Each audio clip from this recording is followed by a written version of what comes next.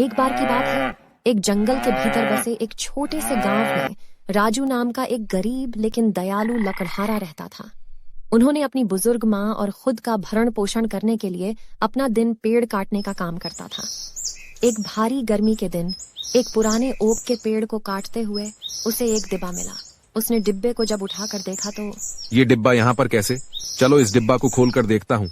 अरे वह ये कितना शानदार जटिल बना हुआ दर्पण है। मैंने इस तरह के दर्पण को पहले कभी नहीं देखा है। राजू को वो शीशा बहुत अच्छा लगा और उसने उस शीशे को अपने पास रख लिया और अपना काम करने लगा। राजू नहीं जानता था कि इस शीशे में जादुई शक्तियां थीं जो किसी की भी इच्छाओं को पूरा कर सकती थीं। राजू उस शीशे को अपने घर ले गया। माँ देखो मुझे आज काम करते हुए क्या मिला। क्या हुआ बेटा, ऐसा क्या मिला तुझे आज? माँ ये देखो, ये दर्पण कितना सुंदर और प्राचीन है। मुझे आज पेड़ काटते वक्त मिला था। अच्छा है ना माँ? हाँ बेटा, बहुत सुंदर है ये, मगर हम गरीब लोग कहाँ इस दर्पण का क्या करेंगे? ये तो अमीर घरों में अच्छे लगते हैं जो हर रोज अलग तरह तैयार होते हैं। माँ हम गरीब हैं तो क्या हुआ, इसे हम अपने पास रख तो सकते हैं। ठीक है बेटा, अब इसे रखकर हाथ मुंह धो लो और आओ खाना खा लो। राजू जब हाथ मुंह धोकर खाना खाने बैठता है। माँ तुम्हारा खाना? वो मैंने खा लिया है। माँ तुम तो कभी मेरे से पहले नहीं खाती खाना, तो फिर आज कैसे खा लिया? वो बेटा, आज खाने के लिए समान काम था। एक इंसान का पेट भर जाए इतना ही बन पाया है। मैं तो सारा दिन घर ही होती हूँ, पर तुम सारा दिन धूप में होते हो, मेहनत करते हो। तुम खा लो, मुझे वैसे भी अधिक भूख नहीं है। तुम खा लो, जब कल तुम घर वापस आओगे तो सामान लेते आना, फिर हम दोनों खाएंगे। माँ मैं कितना बेबस हूँ, आपको ठीक से भोजन भी नहीं खिला सकता। कोई बात नहीं, हम इस खाने को आधा आधा खाएंगे। माँ जादुई दर्पण ये सब देख रहा था। जैसे ही राजू ने एक और प्लेट नीचे रखी, उसमें बहुत सारा खाना आ गया, जिसे देखकर राजू और उसकी माँ हैरान हो गए। माँ ये खाना कहाँ से आया? मैंने तो खाली थाली नीचे रखी थी। मुझे कुछ समझ नहीं आ रहा। ये खाना शायद भगवान का कोई करिश्मा हो। खाना देख के राजू और उसकी माँ बहुत खुश हो गए और खाना खा के सो गए।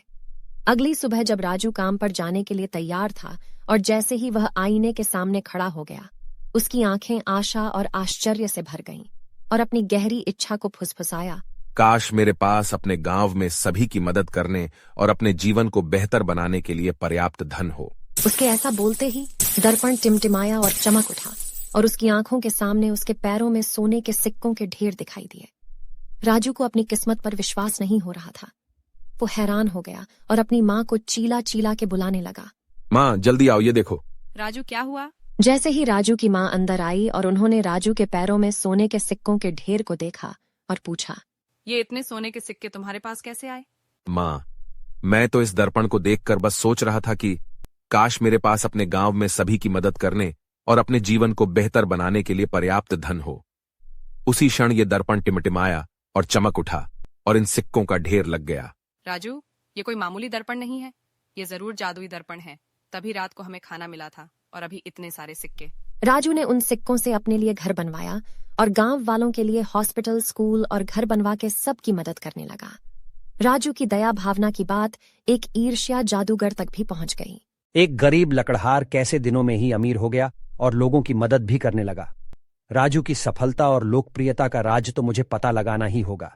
अंधेरे की आड़ में जादूगर राजू के घर में घुस गया और राजू और उसकी माँ की जादुई दर्पण वाली सारी बात सुन ली।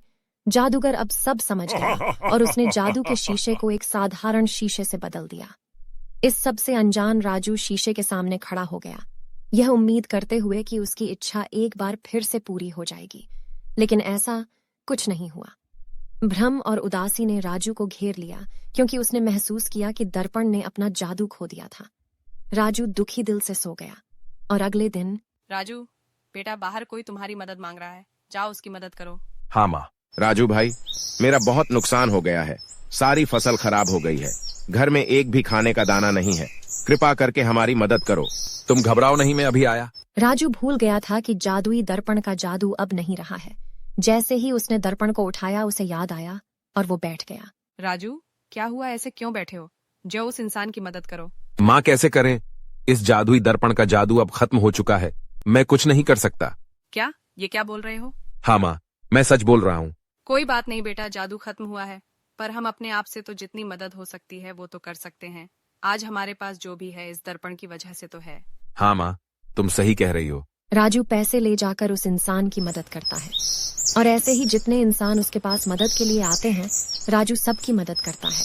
ऐसे ही धीरे धीरे राजू का भी सारा धन खत्म होने लगता है और बचाता है तो उसका घर। जादूगर को फिर से राजू के दयावान होने की खबर मिली। जादूगर फिर गुस्से हो गया और राजू के घर गया। रात में जब जादूगर ने उस दर्पण को नष्ट करने के लिए पकड़ा, तभी वो दर्पण फिर जादुई हो गया और बोला, दुष्ट जादूगर, तुम हमेशा ईर्ष्या, क्रोध में रहे हो और कभी किसी की मदद नहीं की। तुमसे इस राजू की दया भावना देखी नहीं गई और मुझे भी एक आम दर्पण बना दिया था। वो तो राजू की दया भावना कभी खत्म नहीं हुई, जिस वजह से आज मैं फिर से जादुई दर्पण बन गया। आज तुम्हारा सारा जादू भी मैं अपने अंदर संभालूंगा। जादूगर ये सब सुनकर घबरा गया। जैसे ही वो भागने लगा, दर्पण ने जादूगर का सारा जादू खुद में समा लिया और जादूगर भस्म हो गया। जब राजू को जादुई दर्पण के जादू के वापस आने का पता चला, तो उस दिन के बाद से राजू ने आईने का बुद्धिमानी से उपयोग किया। उसने ऐसे काम किए जो उसके गांव में खुशी, प्रेम और सद्भाव लाए। इस कहानी से हमें ये सीखने को मिला कि अगर हम बिना स्वार्थ या ईर्ष्या से किसी के लिए दया भावना से काम करते हैं, तो उस काम को पूरा करने के लिए भगवान हमारी मदद करते हैं। जरूरत है खुद पर विश्वास होने की।